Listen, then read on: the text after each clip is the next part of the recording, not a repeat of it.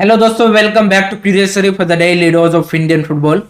तो नए कोच की अपॉइंटमेंट तो हो गई।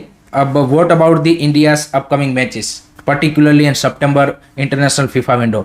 तो उसके लिए एक बड़ा अपडेट आ रहा है कि एट द मोमेंट एएफएफ एक ओस्निया एंड एक अफ्रीकन कॉन्फेडरेशन की जो कंट्री है उसके साथ डिस्कशन में है एंड चांसेस ज़्यादा उनके हैं कि वो यहाँ पे सितंबर वाली जो फीफा विंडो है उसमें एक ट्राई नेशन टूर्नामेंट टाइप खेलने आएंगे। एक ओस्निया की कंट्री होगा, एक अफ्रीका की कंट्री होगा, एशिया की कोई अच्छी कंट्री यहाँ पे हमारे लेवल की या फिर हमारे से थोड़ी सी भी लोअर रैंक कंट्री है वो यहाँ पे अवेलेबल नहीं है। उन सब ने अपना जो सितंबर वाला विंडो है वो बुक कर दिया है। ओस्निया में भी यही सिनारियो है। अगर आप ओस्निया की टॉप 3 कंट्री देखें, New Zealand, Solomon island and Fiji, तो उन्होंने भी अपनी सितंबर वाली विंडो बुक कर दी है। तो चांसेस यही है कि हमें 150 से भी लोअर रैंक वाली ओस्निया की जो कंट्री है जिसमें आप वानुआतू, पापा न्यू गिनी और इस तरह की कंट्री है उसमें से कोई एक आ सकती है। अफ्रीका में भी बात करें तो सेम सिनेरियो रहने वाला है। हमारी जो रैंकिंग है उससे लोअर रैंक कंट्री ही यहाँ पे हमारे साथ खेलने को आएगी, क्योंकि बाकी कंट्रीज ने अगेन यहाँ पे अपनी जो सितंबर वाली विंडो है उसमें कहीं और मैचेस को यहाँ पे अरेंज कर लिया है। सो this is the update regarding the upcoming September window matches. लेकिन एक बात अच्छी है कि चलो भाई कोई नए ओपोनेंट देखने को मिल जाएंगे। लेट होप से वानुआतू ना हो। आई थिंक वानुआतू के सामने हम लास्ट ईयर खेल चुके थे, बट अफ्रीकन नेशन के साथ चाहे भले लोअर रैंक हो लेकिन आई थिंक वो एक इंटरेस्टिंग मैच होगा। एंड ये जो मैचेस है वो यहाँ पे एट द मोमेंट बताया जा रहा है कि हैदराबाद में खेले जाएंगे, क्योंकि हैदराबाद का जो बोचिकोली स्टेडियम है उसको रिनोवेट किया गया है, वहाँ पे सीट एंड सारी चीज़ें इंस्टॉल की गई है। एंड ये सारी चीज़ें यहाँ पे उनकी जो स्टेट एफ है उन्होंने गवर्नमेंट की हेल्प से की है। So that's a great thing. तो चांसेस ज़्यादा है कि हैदराबाद में जो सितंबर वाली फीफा विंडो के मैचेस है वो वहाँ पे ऑर्गेनाइज होंगे।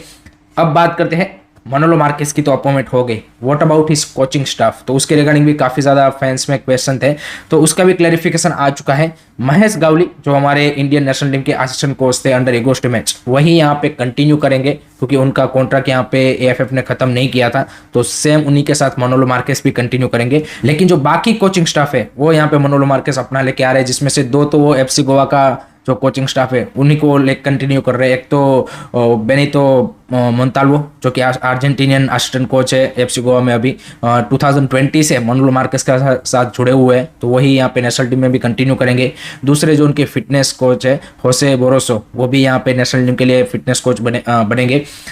तीसरे एक है कि जो हैदराबाद एफसी में उनके साथ गोलकीपिंग कोच के तौर पे थे मार्क गेमोन, वो यहाँ पे नेशनल टीम के गोलकीपिंग कोच बनेंगे। तो ये 3 कोचिंग स्टाफ मनोलो मार्केस अपना लेके आ रहे हैं। And Mahesh Gawali Indian assistant head coach के तौर पे वहाँ पे रहेंगे। बाकी देखते हैं कि एनालिस्ट, फिजियोथेरापिस्ट और ये सारे साइकाट्रिस्ट और ये सारी चीज़ें यहाँ पे उनको प्रोवाइड होती है कि नहीं होती, बट अभी एट द मोमेंट ये उनका कोचिंग स्टाफ रहने वाला है। तीसरा है news regarding Kalyan Choubey and मनोलो Marquez की। रिसेंटली यहाँ पे जूम कॉल के थ्रू एक मीटिंग हुई थी जहाँ पे उन्होंने इंडियन फुटबॉल के फ्यूचर के बारे में डिस्कशन किया, जिसमें कल्याण चौबे ने बोला कि एक फ्रूटफुल डिस्कशन रहा, अच्छा डिस्कशन रहा नए हेड कोच के साथ, जिसमें हमने बात की कि भाई किस तरह से जो अपकमिंग जितने भी फीफा विंडो आ रहे हैं उसको किस तरह से यूटिलाइज किया जाए। अच्छी बात है, सभी फीफा विंडो सितंबर, अक्टूबर, नवंबर तीनों को यूटिलाइज करना चाहिए before going into the Asian cup qualifier. दूसरी चीज़ उन्होंने डिस्कस की कि भाई फिलोसॉफी क्या होनी चाहिए इंडियन फुटबॉल की, वो भी हम सबको पता है कि काफ़ी ज़रूरी है। अगर आपको एक अच्छा यहाँ पे टीम डेवलप करना है और एक आपकी जो सिनर्जी बिठानी है between your youth team and national team, then I think that's a very very important thing. And तीसरी बात की उन्होंने कि किस तरह से भाई अंडर 23 की टीम डेवलप की जाए फॉर एशियन गेम्स। तो वहाँ पे अगर कल्याण चौबे ने ये बोला होता कि भाई कैसे हम हमारी टीम डेवलप करें फॉर दी एशियन गेम्स, नहीं for the under 23 Asian cup, then I think I would be more happy, because Asian Games no doubt I don't know how he's you can say कि mad about this Asian game। उनसे वो government को खुश करना चाहता है, क्या करना चाहते हैं, बट हर वक्त आप देखिए उनके कोई भी इंटरव्यू में एशियन गेम्स का जिक्र जरूर आता है। मतलब इंटरनेशनल लेवल पे अगर फुटबॉल के पर्सपेक्टिव से देखें तो एशियन गेम की कोई वैल्यू नहीं है। ओलंपिक की भी आप देखिए कि जिस तरह से होता है फुटबॉल के लिए उतना ज़्यादा वो मायने नहीं रखता। फुटबॉल में इंटरनेशनल लेवल पे आपका कॉन्टिनेंटल टूर्नामेंट यानी कि Asian cup and world cup ज़्यादा मायने रखता है। तो एंड अंडर 23 एशियन कप में इंडिया कभी क्वालिफाई भी नहीं हुआ, कभी क्वालिफाई नहीं हुआ। सो आई थिंक वो अगर बोलते उसी के, आप देखिए अंडर 23 एशियन कप के लिए टीम रेडी करते तो ऑटोमेटिकली आपकी, क्योंकि अंडर 23 एशियन कप से आपकी ओलंपिक में सिलेक्शन होती है, अगर आप टॉप 3 में फिनिश करते हो तो आपकी ऑटोमेटिक ओलंपिक के लिए भी आप चैलेंज कर पाते एंड एशियन गेम्स के लिए भी आपकी ऑटोमेटिक टीम रेडी हो जाती। सो बट कोई नहीं। एंड चाहे एशियन गेम्स के लिए रेडी करो या फिर किसी और टूर्नामेंट के लिए रेडी करो, एटलीस्ट अंडर 23 को मैचेस दो।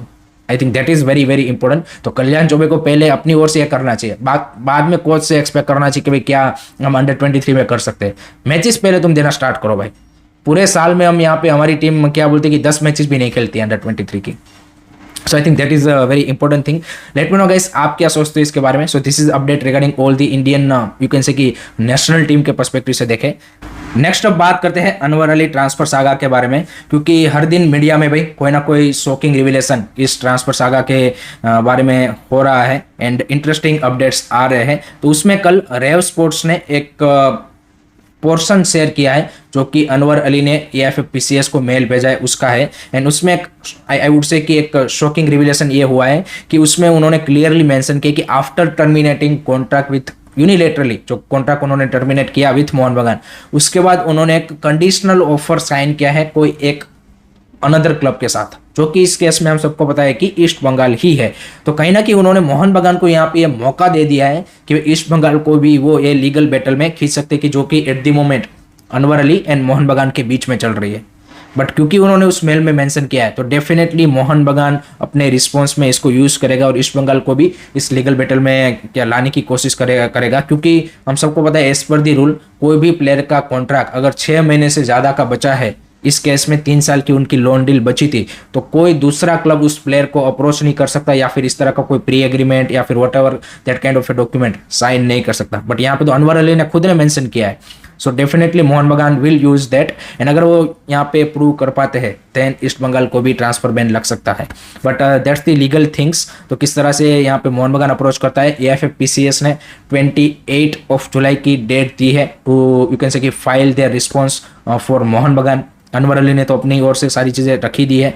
सो उसके बाद 1 और 2 वीक में यहाँ पे AFF-PCS का डिसीजन आएगा। सो एक केस और ज़्यादा यहाँ पे क्या बोलते हैं कि इंटरेस्टिंग बनता जा रहा है एंड काफ़ी सारे लोग इसमें और ज़्यादा इन्वॉल्व भी होते जा रहे हैं। हम जिस तरह से हम डेवलपमेंट हो रहे हैं उसमें देख रहे हैं। सो लेट मी नो गाइस आप क्या सोचते हो इस पूरे बैटल के बारे में। एंड डेफिनेटली इससे अनवर अली का एज अ प्लेयर का जो यहाँ पे माइंडसेट या फिर उनका जो कहीं ना कहीं वो एक कॉन्फिडेंस होता है वो भी इसमें अफेक्ट होगा इस सारे सिनेरियो में, क्योंकि जितना लंबा ये खींचेगा उतना वो यहाँ पे कोई भी क्लब के लिए उस सेंस में खेल नहीं पाएगा। एक कल रिपोर्ट भी आई थी कि भाई अनवर अली फिर से वापस मोहन बगान में रुक जाएगा। ये सारी रिपोर्ट्स चल रहे हैं बट कहीं ना कहीं प्लेयर भी इससे अफेक्ट हो रहा है। So that's also one of the you can say कि disappointing thing from this whole drama. So इसको बेटर तरीके से हैंडल किया जा सकता था बट अनफॉर्चुनेटली इसको आउट ऑफ वे के जाके इसको पूरा खींच लिया गया है। So let me know guys आप क्या सोचते हो, कमेंट सेक्शन में अपना ओपिनियन जरूर बताइएगा।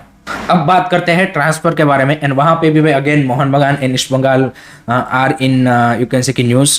तो पहली न्यूज ये आ रही है कि Mohan Bagan and Kerala blaster again last year की तरह यहाँ पे एक स्वैप डील कर सकते हैं। जैसे लास्ट ईयर उन्होंने सहल अब्दुल समद एंड प्रीतम कोटाल की डील की थी, उस तरह की डील इस सीजन भी यहाँ पे पॉसिबल है। एंड उसमें जो नाम निकल के आ रहे हैं ऑब्वियसली प्रीतम कोटाल का वन ऑफ द नेम है, उसके अलावा हॉर्मी पाम का नाम आ रहा है कि भाई हॉर्मी पाम को मोहन बगान साइन कर सकते हैं। सामने अब कौन सा प्लेयर जाएगा दैट वुड बी इंटरेस्टिंग। दीपक टांगरी नहीं जा रहे, ये यहाँ पे खबर है। सो दीपक टांगरी नहीं है, ग्लान मार्टिन्स हो सकते हैं या फिर Asif Kuruniyan can also be into the comes into the picture, क्योंकि आपके पास अभी तो फॉरवर्ड लाइन में इतने ज्यादा प्लेयर हो चुके हैं। तो लिस्टन कोलासो आसिफ कुरुनियान में से किसी का गेम टाइम डेफिनेटली यहाँ पे कम होने वाला है। सो वो भी एक यहाँ पे पॉसिबिलिटीज बताई जा रही है। सामने केरला ब्लास्टर से कौन सा प्लेयर आएगा वो भी एक इंटरेस्टिंग सिनेरियो रहेगा। हॉर्मी पाम होगा, प्रीतम कोटाल होगा या फिर उनका कोई क्या बोलते कि क्वालिटी मिडफील्डर होगा। So there are lot of possibilities in this swap deal. Let's see कब तक ये होता है।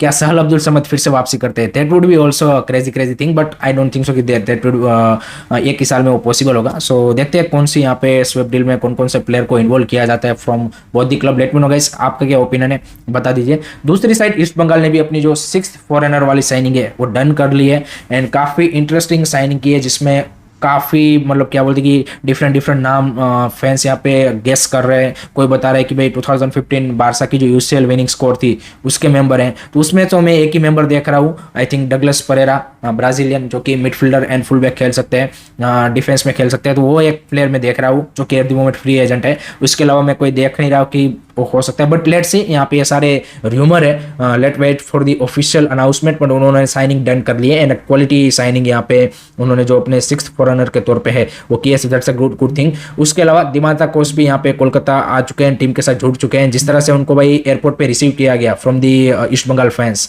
I think that's a crazy thing to see, crazy thing to see, and that's a great to see कि फिर से जो यहाँ पे ईस्ट बंगाल मोहन बगान की राइवलरी है, जिस तरह से प्लेयरों को यहाँ पे सारी चीज़ें होती है, आई थिंक रिसीव किया जाता है। I think that's a great to see, to be honest. उसके अलावा एफसी गोवा ने भाई एलन साजी की साइनिंग यहाँ पे ऑफिशियल कर दी है, रिलायंस यूथ चैम्प्स के one of the promising 18 year forward player, कि जिनका बेहतरीन यहाँ पे आप बोलेंगे कि रिलायंस यूथ चैम्प के साथ जितने भी मैचेस खेले रहा है, काफ़ी प्रोमिसिंग प्लेयर बताए जाते हैं। So that's a great signing for FC Goa and particularly Manolo Marquez के अंडर आई थिंक यंगस्टर को काफ़ी ज़्यादा डेवलप होने में भी हेल्प मिलेगी, so that's a good thing.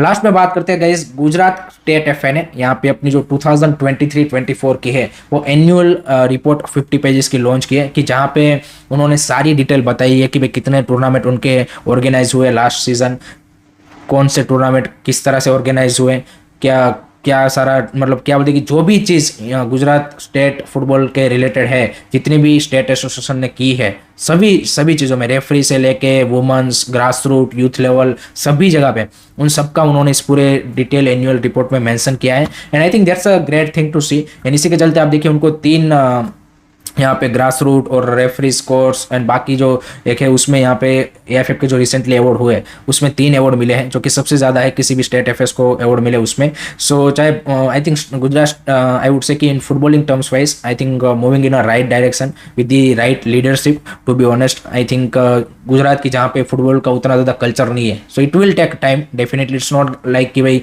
2-3 साल में आपको आईएसएल में प्लेयर देखने को मिल जाएगा, आई थिंक टाइम लगेगा, but I think they are doing some of the right thing I would say. And इस तरह की ट्रांसपेरेंसी आई थिंक बाकी स्टेट एफएस को भी फॉलो करनी चाहिए, कि जहाँ पे एटलीस्ट प्लेयर्स को, क्लब्स को एंड जो वहाँ के लोग हैं उनको पता चले कि भाई क्या आपका स्टेट एफएस कर रहा है, क्या उनका कैलेंडर है, क्या चीज़ें उन्होंने लास्ट ईयर की है, कौन कौन सी चीज़ें उनको इंप्रूव करनी चाहिए। ये ट्रांसपेरेंसी तो एटलीस्ट उनकी ओर से दिखानी ही चाहिए। जिसको भी ये रिपोर्ट चाहिए वो मेरे को सोशल मीडिया पे, ट्विटर पे या फिर इंस्टाग्राम पे डीएम कर सकता है, मैं आपको फुल रिपोर्ट सेंड कर दूंगा।